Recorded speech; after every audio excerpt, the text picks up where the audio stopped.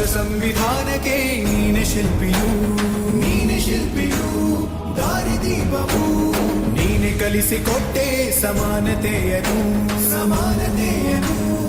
ಏಕತೆಯನು ರಾಷ್ಟ್ರ ಸಂವಿಧಾನಕ್ಕೆ ನೀನೆ ಶಿಲ್ಪಿಯು ನೀನೆ ಕಲಿಸಿಕೊಟ್ಟೆ ಸಮಾನತೆಯನು ನಿನ್ನ ಲೇಖನಿಯ ಬರಹ ದೇಶ ಖರ್ಚನೆ ಒಂದು ಮಾತು ಕೂಡ ಭೀಮ ಗರ್ಜನೆ ನಾಯಕ ನೀನು ಭೀಮರ ಮಹಾನಾಯಕ ನೀನು ಭೀಮರ ನಾಯಕ ನೀನು